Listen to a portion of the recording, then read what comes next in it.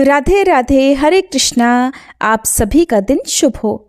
आज दिनांक है 18 जनवरी शनिवार और आज माघ मास का 5वां दिन है। आज का अध्याय शुरू करने से पहले आपको सुनाते हैं ठाकुर जी के एक भक्त नामदेव जी की कहानी। एक बार नामदेव जी ठाकुर जी के दर्शन करने गए। उन्होंने सोचा मंदिर में भीड़ बहुत है और पादुका बड़ी मुश्किल से मिली है। वो बहुत दयनीय और गरीब थे। उन्होंने एक कपड़े में पादुका को लपेटकर अपनी कमर पर बांध लिया। ऐसे होते हैं भगवान के निराले भक्त। उनको बादशाह से कुछ भी नहीं चाहिए था, लेकिन वो अपनी पादुका से आसक्त हो गए। कहाँ तो नामदेव जी ने बादशाह से मिलने वाले सोने के पलंग को पानी में फेंक दिया था और कहाँ वो अपनी साधारण सी पादुका को किसी भी कीमत पर खोना नहीं चाहते थे। वो उन्हें इतनी प्रिय थी, इतनी कीमती थी उनके लिए कि उन्होंने उस पादुका को लपेटकर अपनी कमर में बांध लिया। सोने की पलंग की कहानी क्या है, ये आपको आने वाली कथा में जानने को मिलेगा। तो जो भगवान के भक्त होते हैं वो ऐसे होते हैं कि उन्हें बादशाह से तो कुछ भी नहीं चाहिए था, लेकिन वो अपनी पादुका में आसक्त हो गए। अब महापुरुषों की लीला तो केवल ठाकुर जी ही जाने। नामदेव जी ठाकुर जी के सामने जाकर नाचने लगे। उनकी कमर में टंगी पादुका की गांठ खुल गई और पादुका जमीन पर गिर गई। ये देखकर ठाकुर जी के पुजारियों ने उन्हें बाहर जाने के लिए बोला, क्योंकि हिंदू धर्म के अनुसार किसी भी पवित्र जगह पर, खास तौर पर मंदिर के अंदर, चप्पल या पादुकाएं ले जाने की अनुमति नहीं है। अब ठाकुर जी के सामने तो नामदेव जी केवल नाचने में मगन थे, वो भक्ति में खोए हुए थे।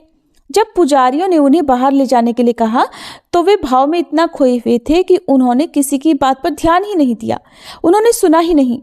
इस पर पुजारियों ने उन्हें 5-7 थप्पड़ मारे और मंदिर से बाहर निकाल दिया और उन्होंने ये भी कह दिया कि आज के बाद तुम यहाँ दर्शन करने मत आना।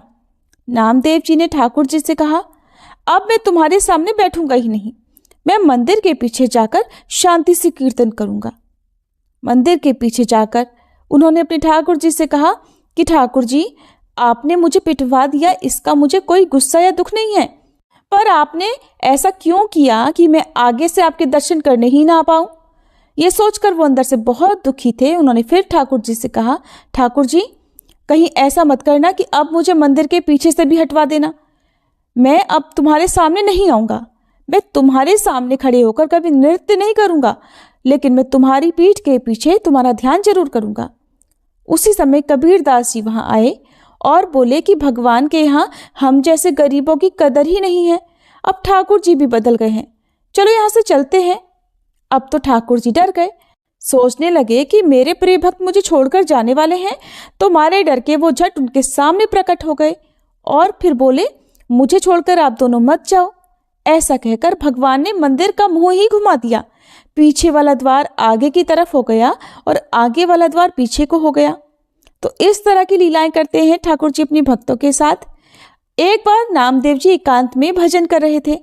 उनके घर में आग लग गई और ये सूचना उन्हें देने के लिए कुछ लोग वहां पर आए जिस एकांत में वो बैठे हुए थे। लोगों ने उनकी सहायता करने के लिए जो सामान बच सकता था उसे बाहर निकाल कर रख दिया। जब नामदेव जी अपने घर पर पहुंचे तो उन्होंने सोचा कि आग में भी तो मेरे प्रभु ही हैं। उन्होंने पड़ोसियों से कहा कि हमारे प्रभु पधारे हैं और आप उनका भोग छीन रहे हैं। ऐसा कहकर उन्होंने जो सामान बच गया था आग में जलने से, वो सामान उठाकर आग में फेंक दिया। लोगों ने सोचा कि अब इनकी कोई मदद नहीं करेगा, इनको ठंड में रात भर बाहर ही रहने दो। हमने कितनी मुश्किल से आग में झुलसकर इनका सामान जलने से बचाया था, और ये ऐसे मूर्ख हैं कि इन्होंने तो आग में उस सारे सामान को वापस डाल दिया। अब उन्हें क्या पता कि प्रभु जिसके प्रियतम हैं उसके लिए कुछ भी दुर्लभ नहीं है, और वो तो निश्चिंत होकर उसी राख की ताप में लेट गए। प्रभु ने नामदेव जी के लिए एक नई कुटिया बना दी। सबसे सुंदर और सुगंधित सामग्री से उनकी कुटिया बनी। यहाँ तक कि स्वयं रुक्मणी जी ने उनकी कुटिया बनाने में, सजाने में सहायता की। उस कुटिया से एक दिव्य सुगंध आ रही थी जिससे पूरे गांव के लोग वहां आने लगे। अब गांव वाले नामदेव जी से पूछने लगे कि कितने रुपए लगे ऐसी कुटिया बनाने में, हम सब भी बनवाना चाहते हैं। नामदेव जी ने कहा, बहुत महंगी है, अपने अपने घर से बाहर निकलकर हर चीज को आग लगा दो और अपने जले हुए घर के बाहर बैठकर कीर्तन करो, फिर हमारा मालिक स्वयं मुफ्त में आकर तुम्हारी कुटिया बना देगा। जिसने वैराग्य रूपी अग्नि में अपनी ममता को स्वाहा कर दिया हो, जिसने अपना सब कुछ प्रभु के चरणों में समर्पित कर दिया है, प्रभु फिर उसकी जिम्मेदारी स्वयं ले लेते हैं, अपने ऊपर ले लेते हैं। ये सुनते ही गांव वाले पीछे हट गए। अब भला कोई अपना घर क्यों अपने हाथ से जलाना चाहेगा? और फिर सब ने नामदेव जी के चरणों में प्रणाम किया। तो ऐसे थे भगवान के भक्त नामदेव जी। इनकी कथाएं आपको आगे भी सुनने को मिलेगी। अगर ये कथा अच्छी लगी हो तो कमेंट बॉक्स में जरूर बताइएगा। अब सुनिए आज का अध्याय। यमदूत विकुंडल को बताते हुए आगे कहते हैं कि मध्याह्न के समय आया हुआ अतिथि, मूर्ख, पंडित, वेद पाठी या पापी कोई भी हो, वो ब्रह्मा के समान होता है, जो रात के थके हुए भी भूखे ब्राह्मण को अन्न जल देता है। मध्याह्न के समय जिसके घर आया हुआ अतिथि कभी निराश नहीं जाता, इसलिए अतिथियों की सेवा करने वाला हमेशा स्वर्गलोक को जाता है। अतिथि के बराबर कोई धन संपत्ति और हित नहीं है। बहुत से राजा और मुनि अतिथि सत्कार से ही ब्रह्मलोक को प्राप्त हुए हैं। हे विकुंडल, जो एक समय आलस्य से भी अतिथि को भोजन करा दे, वो कभी यम के द्वार नहीं देखता। केसरी ध्वज से वैवस्वत देव ने कहा था कि जो कोई इस कर्म भूमि मृत्युलोक से स्वर्गलोक में जाने की इच्छा रखता हो, वो अन्न का दान करे। तब यमदूत कहता है कि यमराज कहते हैं, अन्न के बराबर दूसरा और कोई दान ही नहीं है। जो गर्मियों में जल, सर्दी में ईंधन और सदैव अन्न का दान करते हैं, वो कभी यम के दुख नहीं उठाते। जो अपने किए हुए पापों का प्रायश्चित करते हैं, वो नरक को नहीं देखते, और प्रायश्चित न करने वाला मनुष्य नरक में अवश्य जाता है। जो कर्म से, मन से और वचन से किए हुए पापों का प्रायश्चित करता है, वो देव और गंधर्वों से सुशोभित स्वर्गलोक की प्राप्ति करता है। जो नित्य ही व्रत, तप, तीर्थ करते हैं और जितेंद्रिय हैं, वो भयंकर यम को नहीं देखते, ना ही अकाल मृत्यु का शिकार होते हैं। नित्य धर्म करने वाला दूसरे का अन्न, भोजन और दान त्याग दे। नित्य स्नान करने से बड़े बड़े पापों का नाश होकर वो यम को नहीं देखते। बिना स्नान के पवित्रता कैसे हो सकती है? जो मनुष्य पर्व के समय चलते हुए जल में अर्थात बहते हुए जल में स्नान करते हैं, वो कभी बुरी योनि को नहीं प्राप्त करते और ना ही नरक में जाते हैं। माघ मास में प्रातःकाल स्नान करने वाले मनुष्यों को नियम पूर्वक तिल, पात्र और तिल कमल का दान करना चाहिए। यमदूत आगे कहते हैं कि हे विकुंडल, पृथ्वी, सोना, गाय आदि परम दान करने वाला स्वर्ग से नहीं लौटता। बुद्धिमान पुण्यतिथियों, व्यतिपात, संक्रांति आदि के दिन थोड़ा सा भी दान करके बुरी गति को प्राप्त नहीं होता। सत्यवादी, मौन रहने वाला, मीठा बोलने वाला, क्षमाशील, नीतिवान, किसी की निंदा ना करने वाला, सब प्राणियों पर दया करने वाला, पराये धन को तृण के समान समझने वाला मनुष्य कभी नरक नहीं भोगता। यमदूत कहने लगे कि हे विकुंडल, एक बार भी गंगा जी में स्नान करने से मनुष्य सब पापों से छूटकर अत्यंत शुद्ध हो जाता है। जो मनुष्य गंगा जी को दूसरे तीर्थों के समान समझता है, वो अवश्य नरक में जाता है। भगवान के चरणों से उत्पन्न हुई गंगा जी के पवित्र जल को श्री शिव जी अपने मस्तक पर धारण करते हैं। वह ब्रह्मा जी जो संदेह रहित प्रकृति से अलग और निर्गुण है, ब्रह्मांड में उसकी समानता किससे हो सकती है? गंगा जी का नाम हजारों योजन दूर से ही लेने वाला कभी नरक में नहीं जाता। इसीलिए मनुष्य को अवश्यमेव गंगा जी में एक बार अपने जीवन में कम से कम स्नान जरूर करना चाहिए। हे विकुंडल, जो ब्राह्मण दान लेने का अधिकारी होकर भी दान नहीं लेता, वह आकाश के नक्षत्रों में चंद्रमा के समान है। जो कीचड़ से गौओं को निकालता है, जो रोगी की रक्षा करता है या जो गौशाला में मरता है, वह आकाश में तारा बन जाता है। प्राणायाम करने वाले मनुष्य सदैव उत्तम गति को प्राप्त होते हैं। प्रातःकाल स्नान के पश्चात जो 16 प्राणायाम करते हैं, वह घोर पापों से बच जाते हैं। इसके अलावा जो पराई स्त्री को माता के समान मानते हैं, वो कभी यम की यातना को नहीं भुगतते। जो मन से भी कभी पर स्त्री का चिंतन नहीं करते, वह दोनों लोगों को अपने अधीन कर लेते हैं। जो पराये धन को मिट्टी के समान समझते हैं, वो स्वर्ग में जाते हैं।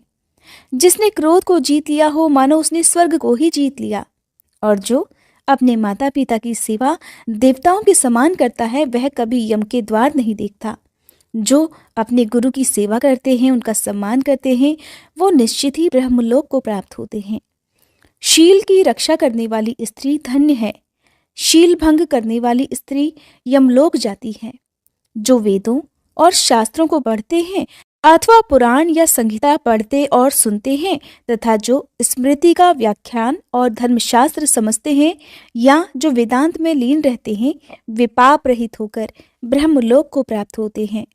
जो अज्ञानियों को वेदशास्त्र का ज्ञान देते हैं, वे देवताओं से भी पूजित होते हैं। यमदूत ने कहा कि हे वैश्य, श्रेष्ठ यमराज ने हमको वही आज्ञा दे रखी है कि तुम किसी भी वैष्णव को मेरे पास मत लेकर आओ। हे वैश्य, पापी लोगों को इस संसार रूपी नरक को पार करने के लिए भगवान की भक्ति के सिवाय दूसरा कोई और उपाय नहीं। भगवान की भक्ति न करने वाले मनुष्य को चंडाल के समान समझना चाहिए। भगवान के भक्त अपने माता पिता दोनों के कुलों को ताड़ देते हैं और उनको नरक में नहीं रहने देते। और जो मनुष्य वैष्णव का भोजन करते हैं, वे भी भगवान की कृपा से श्रेष्ठ गति को प्राप्त होते हैं। बुद्धिमान को सदैव वैष्णव का अन्न खाना चाहिए। इससे बुद्धि पवित्र होकर मनुष्य पाप नहीं करता। गोविंदाय नमः इस मंत्र का जाप करता हुआ जो मनुष्य मृत्यु को प्राप्त होता है, वह परम धाम को प्राप्त होता है और इसमें कोई संदेह नहीं है। जो भक्त ओम नमो भगवते वासुदेवाय इस द्वादशाक्षर मंत्र या फिर ओम अष्टाक्षर मंत्र का जाप करता है, उसके ब्रह्म इत्यादि बड़े बड़े पाप भी नाश हो जाते हैं। यमदूत कहने लगा कि हे वैश्य, मनुष्य को सदा शालिग्राम की शिला में तथा वज्र या कीट अर्थात गोमती चक्र में भगवान वासुदेव की पूजा करनी चाहिए, क्योंकि सब पापों का नाश करने वाले, सब पुण्यों को देने वाले तथा मुक्ति प्रदान करने वाले भगवान श्री हरि का इसमें निवास होता है। जो मनुष्य शालिग्राम की शिला या हरि चक्र में पूजन करता है, वह अनेक मंत्रों का फल प्राप्त कर लेता है। जो फल देवताओं को निर्गुण ब्रह्मा की उपासना से मिलता है, वही फल मनुष्य को भगवान शालिग्राम का पूजन करने से यमलोक नहीं देखने देता।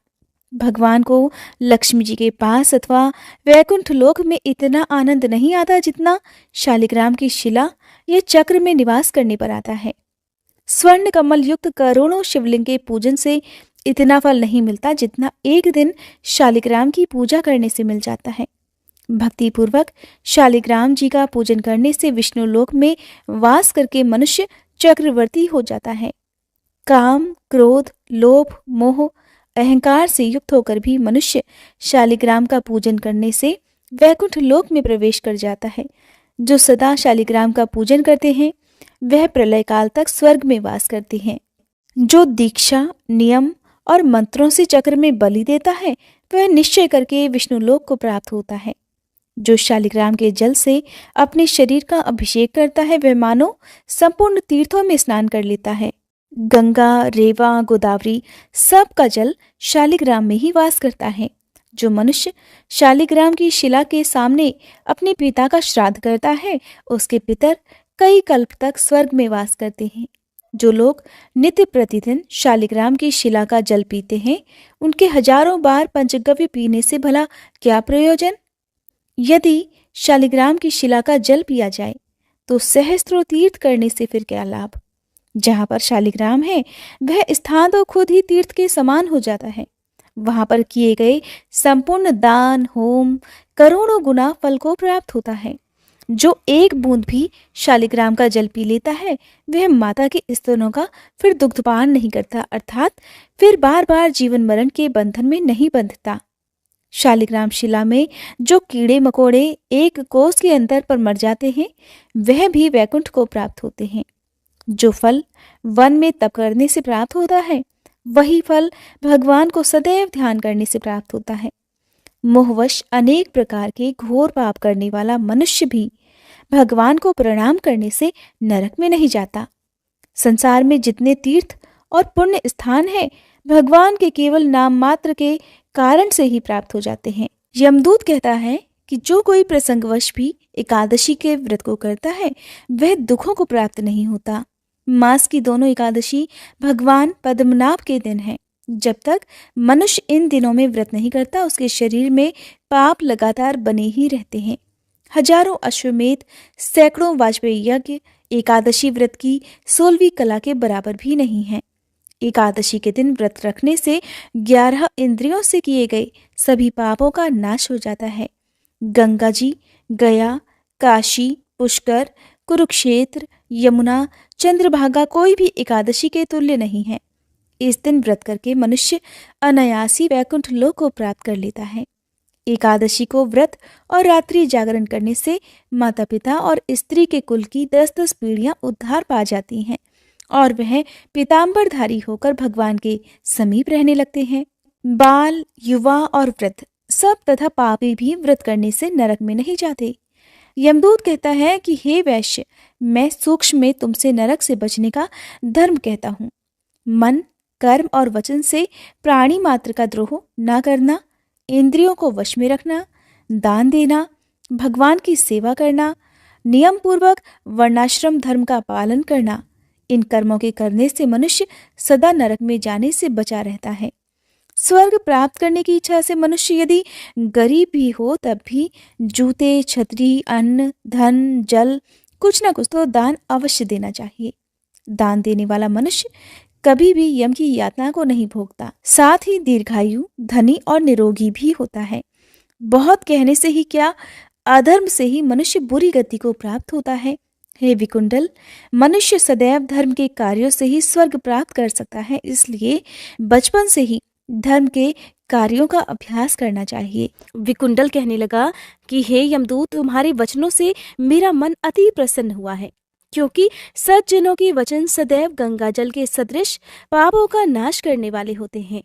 उपकार करना और मीठा बोलना तो सज्जनों का स्वभाव ही होता है, जैसे अमृत मंडल चंद्रमा को भी ठंडा कर देता है। अब कृपया करके ये भी बतलाइए कि किस प्रकार मेरे भाई का नरक से उद्धार हो सकता है।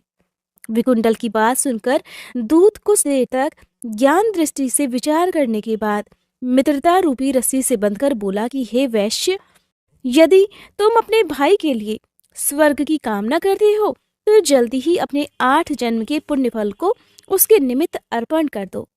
तब विकुंडल कहने लगा, हे दूत, वह पुण्य क्या है और मैंने कौन से जन्म में और कैसे किया है, सो सब कुछ बतलाओ, फिर मैं अपना पुण्य अपने भाई को अर्पित कर दूंगा। विकुंडल की बात सुनकर दूत कहने लगा कि हे वैश्य सुनो, मैं तुम्हारे पुण्य की सब कथा कहता हूँ। पूर्व काल में मधुवन में शाल्की नाम के एक ऋषि थे। वो बड़े तपेश्वरी, ब्रह्मा के समान तेज वाले थे। नवग्रह की तरह उनकी पत्नी रेवती के 9 पुत्र थे, जिनके नाम ध्रुव, शशि, बुध, तार, ज्योतिमान थे। इन 5 ने तो गृहस्थ आश्रम धारण किया था तथा निर्मोह, जितमाय, ध्याननिष्ठ और गुणातक ये 4 संन्यास ग्रहण करके वन में रहने लगे। ये शिखा सूत्र से रहित पत्थर और सोने को एक समान समझते थे। जो कोई अच्छा या बुरा उनको अन्न देता वही खा लेते और कोई कैसा ही कपड़ा देता उसे ही पहन लेते। सदैव ब्रह्मा जी के ध्यान में ही लगे रहते। इन 4 ने व्रत, शीत, निद्रा और आहार सबको जीत लिया था। बस चर अचर को विष्णु रूप समझते हुए मौन धारण करके संसार में विचरण करते थे। ये 4 महात्मा जब एक बार तुम्हारे घर आए तब तुमने मध्याह्न के समय इन भूखे प्यासे साधुओं को अपने घर के आंगन में देखा तो तुमने गदगद कंठ से आंखों में आंसू भरकर इनको नमस्कार करके इनका बड़ा आदर सम्मान किया। इनके चरणों को धोकर तुमने बड़े प्रेम से इनसे पूछा कि आज मेरे अहोभाग्य हैं, आज मेरा जन्म सफल हुआ, मुझ पर भगवान प्रसन्न हुए, मैं सनाथ हो गया, मेरे माता पिता, पत्नी, पुत्र, गौ आदि सभी धन्य हो गए जो आज मैंने हरि के समान आपके दर्शन कर लिए। सो हे वैश्य, इस प्रकार तुमने श्रद्धा से उनका पूजन किया और चरण धोकर जल को मस्तक से लगाया। फिर विधि पूर्वक इनका पूजन करके तुमने इन सन्यासियों को भोजन भी कराया। इन सन्यासियों ने भोजन ग्रहण करके रात को तुम्हारे घर में ही विश्राम किया और फिर ब्रह्मा के ध्यान में लीन हो गए। इन सन्यासियों के सत्कार से जो पुण्य तुम्हें मिला सो मैं भी कहने में असमर्थ हूँ, क्योंकि सब भूतों में प्राणी ही श्रेष्ठ होता है। प्राणियों में बुद्धि वाले, बुद्धि वालों में मनुष्य, मनुष्यों में ब्राह्मण, विद्वानों में पुण्यात्मा और पुण्यात्माओं में ब्रह्मज्ञानी सर्वश्रेष्ठ होते हैं।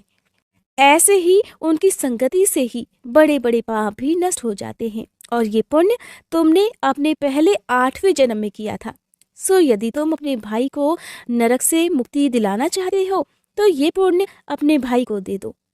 सो दूत के ऐसे वाक्य सुनकर विकुंडल ने बड़े प्रसन्न मन से अपना पुण्य अपने भाई कुंडल को दे दिया और वह नरक से मुक्त हो गया। तब दोनों भाई देवताओं से पूजित किए गए। तब दूत भी अपने स्थान को वापस चला गया। इस प्रकार वैश्य के पुत्र विकुंडल ने अपना पुण्य अपने भाई को देकर उसे नरक की यातना से मुक्त करवा दिया। सो हे राजन, जो कोई इस इतिहास को पढ़ता है या सुनता है वह 1000 गोदानों का फल प्राप्त कर लेता है। कार्तवीर जी कहने लगे कि हे विप्रश्रेष्ठ, किस प्रकार एक वैश्य माघ स्नान के पुण्य से पापों से मुक्त होकर दूसरे के साथ स्वर्ग को गया, तो मुझसे कहिए। तब दत्तात्रेय जी कहने लगे कि जल स्वभाव से ही उज्जवल, निर्मल, शुद्ध, बलनाशक और पापों को धोने वाला होता है। जल सब प्राणियों का पोषण करने वाला होता है, ऐसा वेदों में कहा गया है। मकर के सूर्य माघ मास में गऊ के पैर डूबने योग्य जल से भी स्नान कर लेने से मनुष्य को स्वर्ग की प्राप्ति हो जाती है। यदि सारा मास स्नान करने में असमर्थ हो तो 3 दिन ही स्नान करने से पापों का नाश हो जाता है। जो व्यक्ति माघ मास में थोड़ा भी दान करे वो भी धनी और दीर्घायु हो जाता है। यदि माघ मास में केवल 5 दिन पवित्र नदियों में स्नान कर ले तो व्यक्ति चंद्रमा के सदृश शोभायमान हो जाता है। इसलिए अपना और अपने परिवार का शुभ चाहने वालों को माघ मास में बाहर पवित्र नदियों में स्नान करना चाहिए। अब माघ मास में स्नान करने वालों के नियम भी कहता हूँ, ध्यान पूर्वक सुनिए। अधिक भोजन का उपयोग माघ मास में नहीं करना चाहिए। धरती पर बिस्तर बिछाकर सोना चाहिए।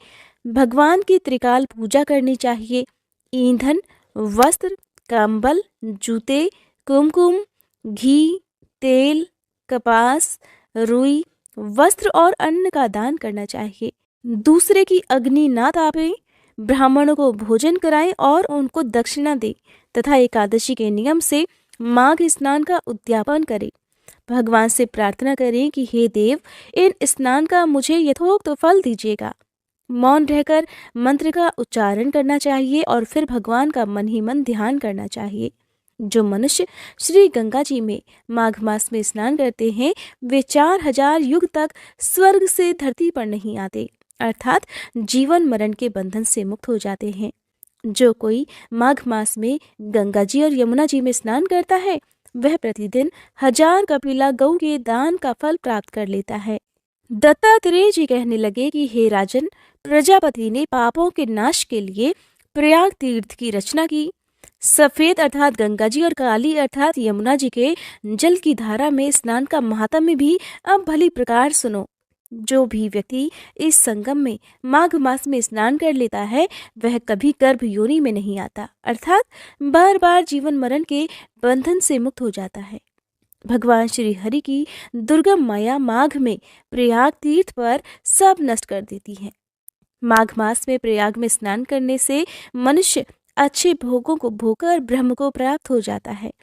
माघ मास और मकर के सूर्य में जो प्रयाग में स्नान करता है उसके पुण्यों की गिनती तो चित्रगुप्त भी नहीं कर सकते। 100 वर्षों तक निराहार रहकर जो पुण्य प्राप्त होता है वही फल माघ मास में केवल 3 दिन प्रयाग में स्नान कर लेने से मिल जाता है, जो फल 100 वर्षों तक योगाभ्यास से करने से मिलता है। जैसे सर्प पुरानी केचुली को छोड़कर नया रूप धारण कर लेता है, वैसे ही माघ मास में स्नान करने से मनुष्य पापों को छोड़कर स्वर्ग को प्राप्त हो जाता है। परंतु गंगा यमुना के संगम में स्नान करने से हजारों गुना फल प्राप्त होता है। अतः हे राजन, जिसको अमृत कहते हैं वह ये त्रिवेणी ही है। ब्रह्मा, शिव, रुद्र, आदित्य, मरुदगण, गंधर्व, लोकपाल, यक्ष, किन्नर, अणिमादि गुणों से सिद्ध तत्व ज्ञानी ब्रह्माणी, पार्वती, लक्ष्मी, शची, नैना, दिति, अदिति, संपूर्ण देव पत्नियां और नागों की स्त्रियों घृतांची, मेनका, उर्वशी, रंभा, तिलोत्तमा, अप्सरागण और सब पितर मनुष्यगण कलयुग में, गुप्त और सतयुग आदि में प्रत्यक्ष सब देवता माघ मास में स्नान करने के लिए आते हैं। इन दिनों माघ मास में प्रयाग में स्नान करने से जो पुण्य प्राप्त होता है उसका वर्णन तो एकमात्र प्रभु ही कर सकते हैं। मनुष्य में तो कहने की शक्ति ही नहीं है। हजारों अश्वमेध यज्ञ करने से भी ये फल प्राप्त नहीं होता। पूर्व समय में कांचन मालिनी ने इस स्नान का फल राक्षस को दिया था, जिससे वह पापी भी अपने पाप कर्मों से मुक्त हो गया था और स्वर्गलोक को प्राप्त हो गया था। कार्तवीर्य कहने लगा कि हे भगवान, वह राक्षस कौन था और कांचन मालिनी कौन थी? उसने अपना धर्म कैसे दिया और उनका साथ कैसे हुआ? हे ऋषिवर, अत्रि ऋषि की संतानों के सूर्य, ये कथा सुनाकर कृपया मेरा कौतूहल दूर कीजिए। तब दत्तात्रेय जी कहने लगे कि राजन, इस पुरातन विचित्र इतिहास को सुनो। कांचन मालिनी नाम की एक सुंदर अप्सरा थी, जो माघ मास में प्रयाग में स्नान करके कैलाश पर जा रही थी। तब उसको मार्ग में जाते हुए हिमालय के कुंज से एक घीर राक्षस ने देखा। उस सोने जैसे तेज वाली, सुंदर कटी वाली, बड़े बड़े नेत्रों वाली, चंद्रमुखी, सुंदर केश और पीन पयोधर वाली सुंदर अप्सरा को देखकर उस राक्षस ने कहा, हे सुंदरी कमल नयनी, तुम कौन हो और कहाँ से आ रही हो? तुम्हारे वस्त्र और वेणी भीगी हुई क्यों हैं? तुम आकाश मार्ग से कहाँ जाती हो और किस पुण्य के प्रताप से तुम्हारा शरीर ऐसा तेजस्वी और रूप ऐसा मनोहर है? तुम्हारे गीले वस्त्र से मेरे मस्तक पर गिरे हुए एक बूंद जल से मेरे क्रूर मन को एकदम शांति प्राप्त हो गई। इसका क्या कारण है? तुम बड़ी शीलवती प्रतीत होती हो, कृपया इसका कारण मुझसे कहिए। तब अप्सरा ने कहा कि हे राक्षस सुनो, मैं काम रूपिणी अप्सरा हूँ। मैं प्रयाग में संगम में स्नान करके आ रही हूँ, इसी कारण मेरे वस्त्र भीगे हुए हैं। अब मैं स्नान करने के बाद कैलाश पर जा रही हूँ, जहाँ पर श्री शिव निवास करते हैं।